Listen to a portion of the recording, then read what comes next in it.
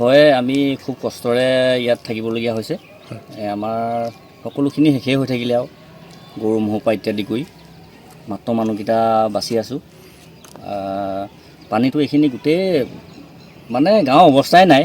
মানুহ আমি এতিয়া বৰ্তমান এইখন BEd কলেজ বুলি বনোৱা হৈছিলে, নাজানো ভৱিষ্যতে কি হয়গৈ।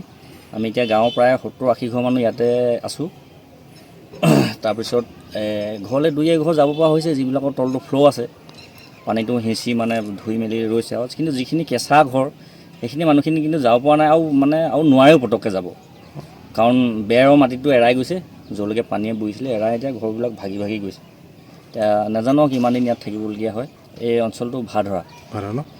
সাহাৰ্য পোৱা হৈছে, তেনে নাই পোৱা বুলি ক'লেও বেয়া হ'ব। পাব্লিকৰ ফালৰ পৰাহে বেছি পাইছোঁ মানে।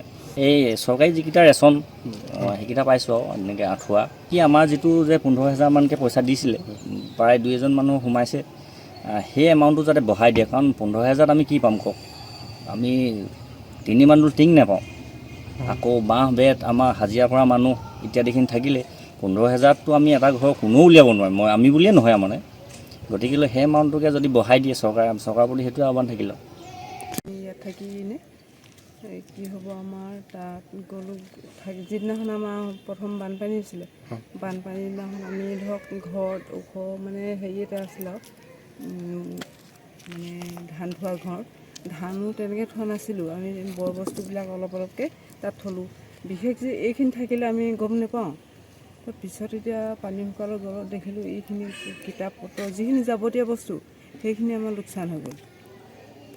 ধানো থাকিলে ধানৰ বস্তা বহুত দীঘল দীঘল বস্তা, মানে দেউতাকে ওপৰত অকলে তুলিব নোৱাৰে, তেনেকৈ ধানখিনি থাকি গ'ল আৰু কিতাপখিনি বিশেষ থাকি গ'ল আৰু গধুৰ 2-এটা বস্তু ওপৰত তুলিব নোৱাৰে। এনেকুৱা বস্তু আমাৰ বহুত লোকচান হৈ গ'ল। আমাৰ ভাড়া কৃষি পাম নিগম ঘৰলৈ যাব পৰা নাই, মানে গৈছোঁ যদিও এনেই মানুহ সোমাই থাকিব পৰা ব্যৱস্থা নাই।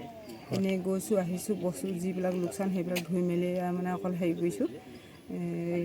আৰু ঘৰত যিকোনো খবৰৰ বাবে যোগাযোগ কৰক 9181307221 আমাৰ এই নম্বৰত।